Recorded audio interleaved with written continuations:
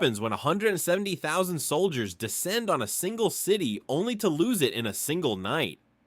What happens when the flag they swore to capture ends up flying against them in the heart of the city they claim to liberate? This is not just another battle on the endless steppes of eastern Ukraine. This is the symbol of Russia's humiliation in 2025, a turning point where propaganda collapsed under the weight of its own lies. The place, Pokrovsk, the moment the Ukrainian 425th Separate Assault Regiment, codenamed Skylia, raising their flag atop the city hall that Moscow announced as liberated just hours earlier. The world saw the images. Verified by the Kyiv Independent and shared by analyst Chuck Ferrer, they were more than proof they were a mirror reflecting the decay of Putin's once feared army. The Russian command had celebrated victory. State media declared Pokrovsk secured. But when Ukraine's elite stormed the same building that Russia had just filmed for propaganda, the illusion shattered. 170,000 troops supported by artillery air cover and armored brigades could not defend a single municipal building. The failure was more than tactical, it was psychological. As Western defense observers from Janes and DW noted, this was not an army advancing, but a giant trapped in its own myth.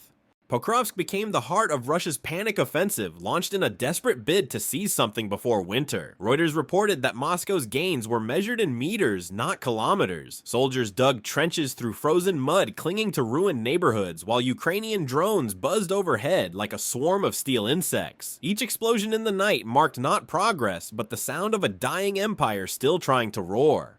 Strategically, this battle was a rupture in the old order. Russia's generals, trained in Soviet-era mass assault doctrine, clashed with Ukraine's flexible Western-informed command model, where small mobile units like the 425th used intelligence-driven strikes to dismantle larger forces. The result, asymmetric chaos. Pokrovsk became less a city and more a trap, a hellhole, as one British defense analyst described it in The Guardian, where brute numbers no longer guaranteed victory. But the echoes of Pokrovsk reach beyond Ukraine. Across the Middle East, Israel's battles against Iranian proxies in Syria and Lebanon show similar asymmetry precision drones, fast commando raids, and psychological warfare dominating outdated mass tactics. In the Pacific, the US-China confrontation in the South China Sea mirrors this evolution, where swarms of small smart weapons now outweigh large armies. Trump's administration, focusing on revitalizing America's defense industry, has repeatedly cited Pokrovsk as a case study in why quantity without technology is a dead doctrine. And yet beneath the headlines and geopolitical chessboard, there are faces. Young soldiers on both sides shivering in trenches praying to survive the night. Russian mothers scrolling through telegrams searching for their sons' names among the missing. Ukrainian civilians emerging from basements watching their flag rise again and whispering, "We're still here." Pokrovsk is not just a city retaken, it is a message to the world. Numbers mean nothing without purpose. Power means nothing without truth, but the question remains, if 170,000 soldiers cannot secure a single building, what happens next when their loyalty begins to crack from within? It began with fire, not on the front lines, but inside the heart of Putin's own army. A Russian military truck emblazoned with the Z symbol of Moscow's war burst into flames in a remote field. The video, verified by the Kyiv Post, was not the work of Ukrainian saboteurs, it was filmed by a Russian soldier himself. The blaze devoured the vehicle that was supposed to carry his brigade to Pokrovsk, and with it, it burned the illusion that Russia's army still believed in its cause. The man behind the camera belonged to the 115th Separate Motorized Rifle Brigade, once stationed near Avdiivka. His unit had received a direct order redeploy to Pokrovsk into what soldiers now call the grinder. According to DW's military correspondent, these men had already suffered massive losses and knew exactly what awaited them: death without purpose, sent forward only to sustain Putin's illusion of progress. Instead of obeying, the soldier drenched the truck in fuel and lit it. His message was simple: we are not dying for lies. This act of rebellion, confirmed by the fire partisan movement, exposed the silent civil war within the Russian military. As Al Jazeera reported, dozens of similar acts of sabotage have appeared across occupied territories. Fuel depots torched, logistics vehicles destroyed, communications cut. The perpetrators are not Ukrainian infiltrators, but Russians themselves, soldiers who have realized that their true enemy may not be across the trench, but above them in the Kremlin.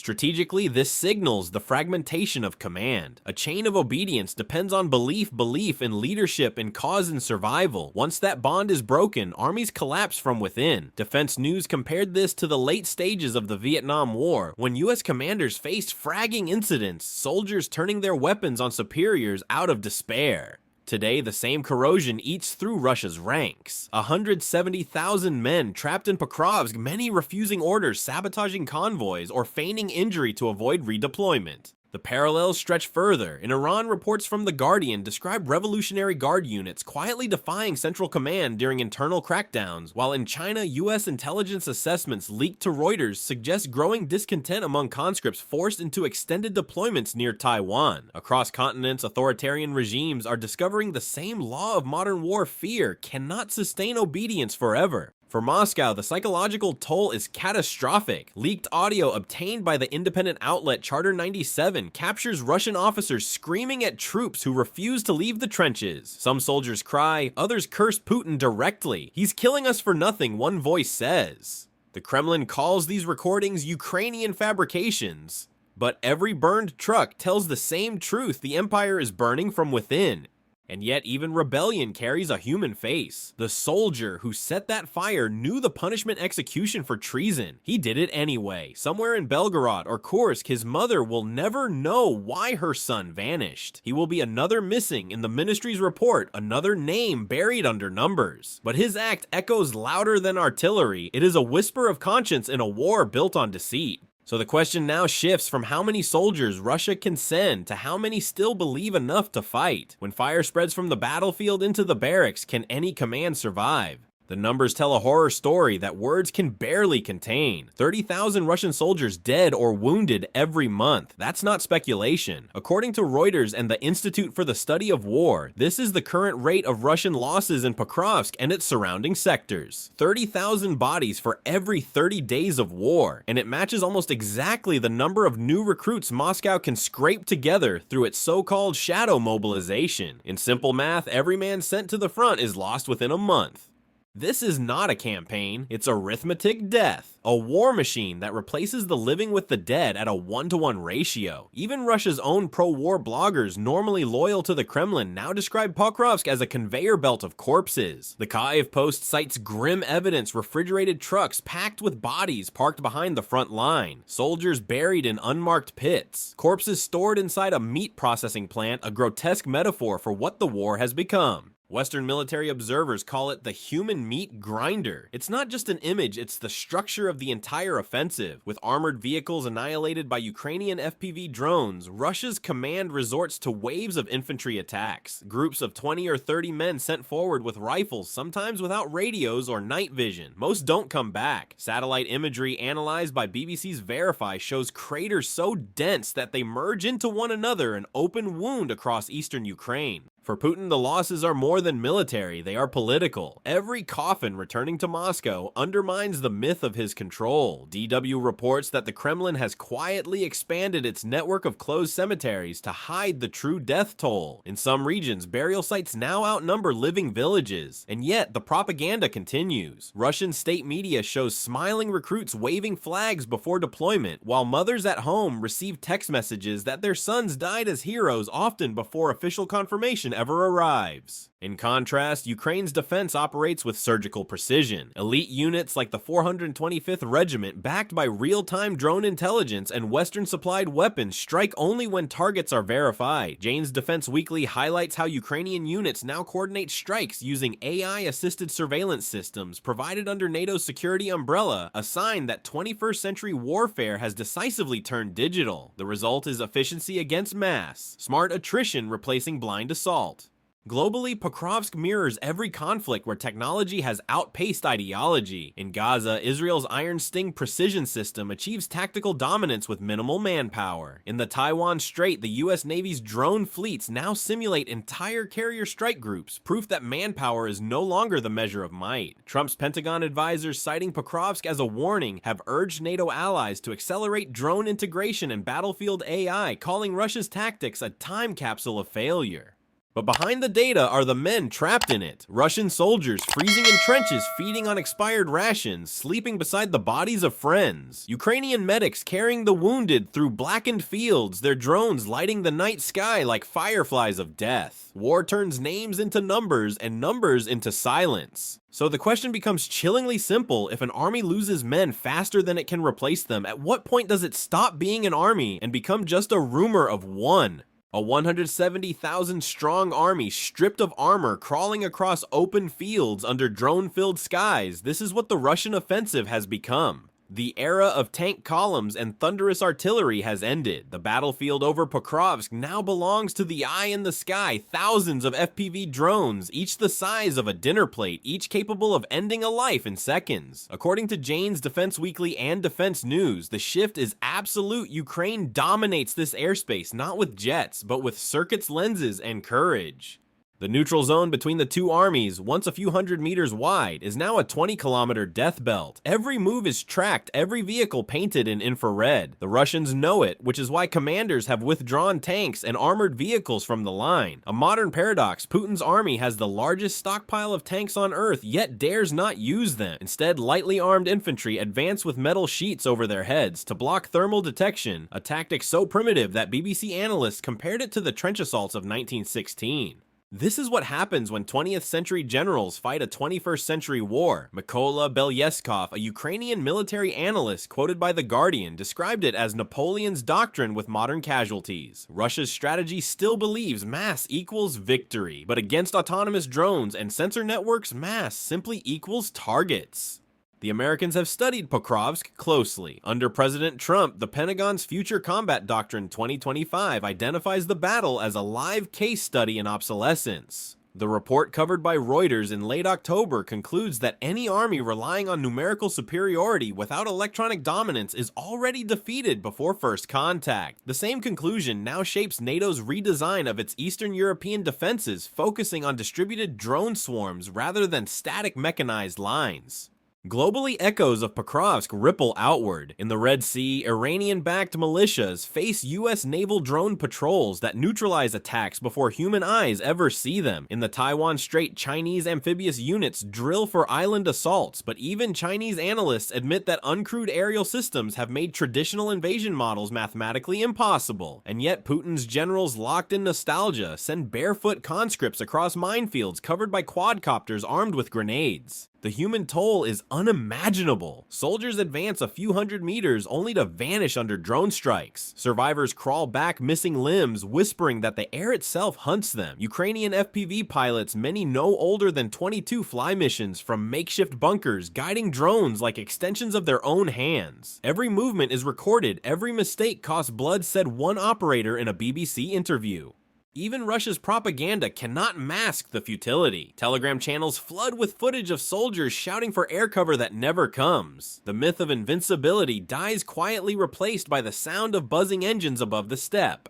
And still the question grows darker: how long can an empire built on tanks survive in a world ruled by drones? When the front collapses, dictators turn to threats. As the Ukrainian flag rose once again above Pokrovsk's shattered city hall, Moscow's panic found a new weapon: nuclear fear. On November 5th, 2025, just hours after reports confirmed Russia's failure, and Pokrovsk Defense Minister Andrei Belousov appeared on state television beside Vladimir Putin and General Gerasimov. His message was chillingly precise: Russia must immediately begin preparations for full-scale nuclear tests. According to Reuters and The Guardian, this was not a coincidence. It was a ritual, the Kremlin's oldest reflex. Every time defeat comes on the battlefield, it turns to nuclear blackmail. Analysts from DW and Defense News agree Belousov's statement wasn't about deterrence. It was theater, a desperate attempt to shift global headlines from humiliation to intimidation. By invoking nuclear tests, Moscow hoped to remind the world that even a broken army can still destroy it. But the West has seen this act before, during the Cuban Missile Crisis of 1962, during North Korea's missile bluster, and again when Iran threatened to enrich uranium beyond treaty limits. The same language, the same desperation. What's different now is the timing. The US under President Donald Trump immediately condemned Russia's announcement as reckless panic diplomacy. The Pentagon reinforced NATO's eastern flank, while British and French intelligence confirmed no actual nuclear preparations had been detected. In short, Putin's nuclear threat was a a bluff wrapped in fear.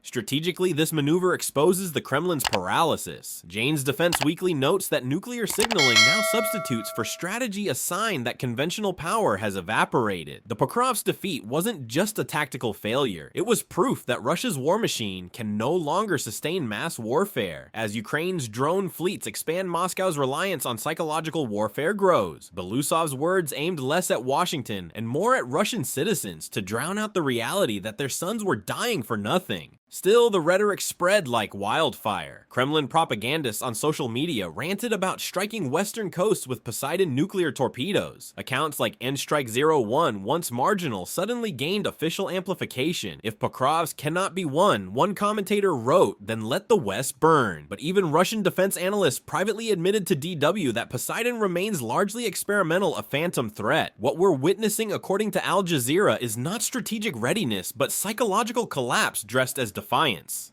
Globally, the echoes are unsettling. In the Middle East, Iran's leadership, watching Moscow's tactic, issued renewed nuclear enrichment threats to shift attention from protests at home. In Asia, China's state media framed the Kremlin's statement as a warning to US adventurism in the Pacific. The world teeters on the edge of a new era where failed powers weaponize fear itself. But the real story is not the bomb, it's the bluff. When a leader resorts to nuclear theater, it means he has already lost on the ground. Putin's words may shake television audiences, but they cannot change the fact that his army, his commanders, and even his own soldiers are turning against him. So the question becomes, how long can a nuclear threat sustain a war that reality has already defeated? Pokrovsk was not just another battlefield, it was the mirror of a collapsing empire. Two defeats unfolded there at once, the physical loss of ground and the moral implosion of command. As Reuters summarized, Russia's greatest buildup of the war achieved nothing but self-destruction. The 170,000-strong offensive that was meant to secure a breakthrough has instead exposed the Kremlin's deepest fear: its own soldiers no longer believe in victory.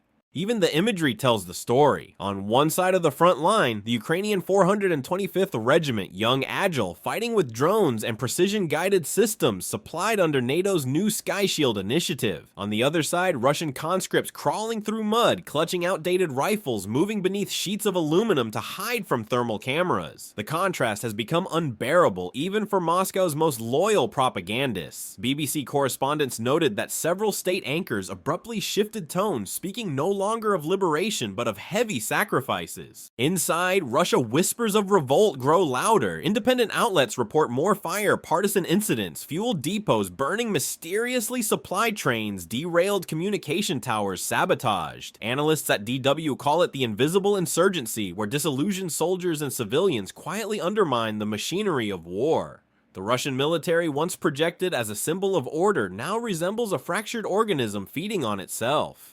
This disintegration carries a message that extends far beyond Eastern Europe.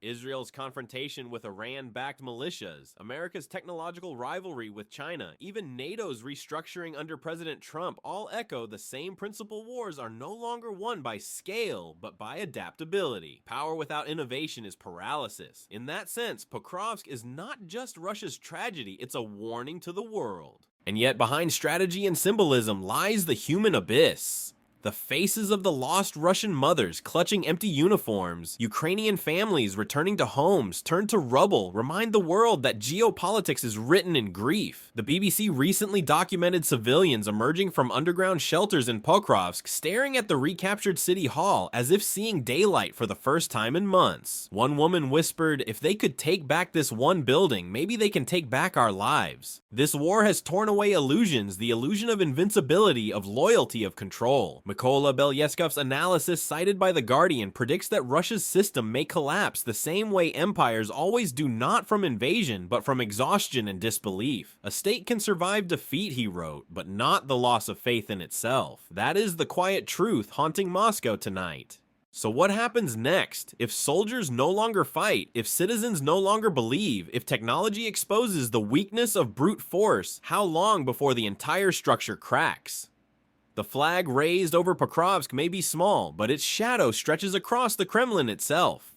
And when that shadow reaches Moscow, what remains of Putin's war and of the world order it tried to restore? The battle for Pokrovsk in 2025 stands as Russia's most symbolic disaster of the war, a collapse not only of arms but of faith. Despite deploying 170,000 troops, Moscow failed to hold the city as Ukraine's 425th Regiment reclaimed it within hours, shattering Putin's narrative of invincibility. Inside the Russian ranks, rebellion ignited. Soldiers of the 115th Brigade burned their own truck rather than march into certain death. Verified reports reveal a staggering human toll: 30,000 Russian casualties per month, corpses stored like cargo morale in freefall. Technologically, Russia's 20th century doctrine crumbled before Ukraine's drone warfare, forcing conscripts into suicidal infantry assaults. In desperation, Defense Minister Belousov's nuclear threats replaced strategy with fear, a hollow echo of lost power. Analysts from Reuters DW and Jane's Defense Weekly agree Pokrovsk is the turning point where myth met reality. The double collapse, external defeat and internal revolt, signals more than a failed offensive. It marks the unraveling of Russia's military identity and the moral decay of Putin's regime. History may remember Pokrovsk not for the building retaken, but for the empire that began